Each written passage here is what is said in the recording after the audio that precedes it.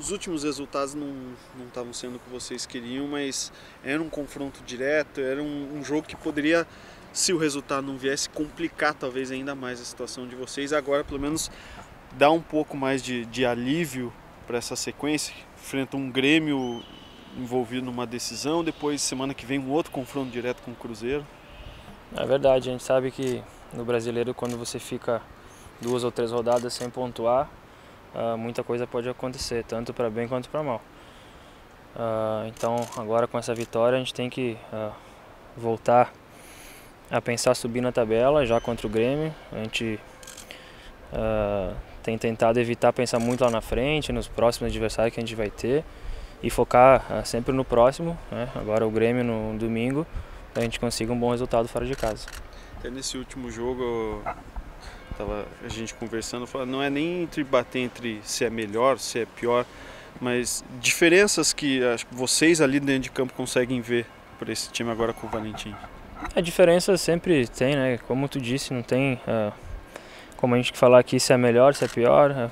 Tem diferenças, algumas ideias diferentes. Como o Valentim falou após o jogo, a gente está fazendo o máximo para pegar isso o mais rápido, para conseguir colocar isso dentro de jogo. Acho que a gente tem que falar que, por ser um início ainda, por mais que a gente já tenha trabalhado com ele, a gente está conseguindo fazer alguma coisa. E o mais importante de tudo é que a gente conseguiu os 3 pontos. Eu ia te perguntar também, acho que deve ter gerado talvez uma conversa entre vocês, o lance do Léo Valência ali, quando ele estava reclamando de uma possível falta. Nem sei se era até você que estava ali na jogada, que fez o corte, a bola veio para ele e já aproveitou e puxou o contra-ataque. Vocês chegaram a falar alguma coisa desse lance? Eu acho que gerou um pouquinho, pelo menos aqui no estádio, algumas boas risadas. Até eu lembro que na hora que eu cortei a bola dentro da área, foi na direção dele, eu já gritei para ele levantar e seguir o lance. Hoje foi a representação, então a gente não conversou ainda, mas acredito que vamos pegar no pé dele hoje. João, o início do segundo turno foi muito complicado, né, como a gente sabe, com derrotas em sequência.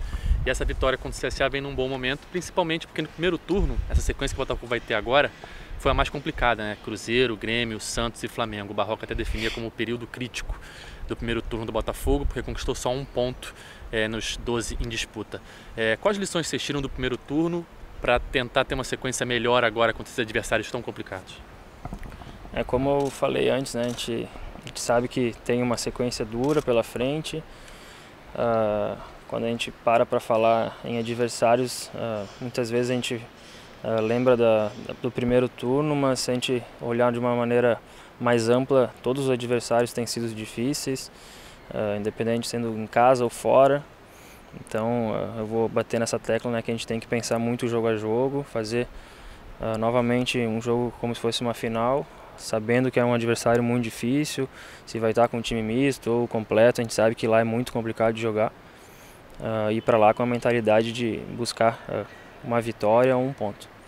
Qual que é o tamanho da ausência do Alex Santana por tanto tempo, né? Um jogador que tem números tão bons no ano, é o artilheiro do time na temporada, é um jogador de velocidade ali no meio campo, uma característica um pouco diferente dos outros atletas no meio campo. E ele já está fora desde o início do segundo turno e coincidiu com a sequência de resultados ruins. Qual que é o tamanho da ausência de um jogador que está tão bem no ano assim? É muito grande, os números dele já respondem a tua pergunta. É um cara que tem um último terço, né, de campo que é excelente, com arrancada, com o último toque, com finalização. Então talvez ele seja um dos poucos jogadores que a gente tem no grupo com essa característica. Então é uma grande falta que a gente tem sentido e a gente espera que ele volte o quanto antes. Mais alguém? Deixa eu perguntar uma. João, você é do Rio Grande, é até difícil começar uma preparação. Você falou, é complicado jogar lá, né? Mas isso vai impactar, acho que bastante na preparação ou não de como o Grêmio vai para um jogo.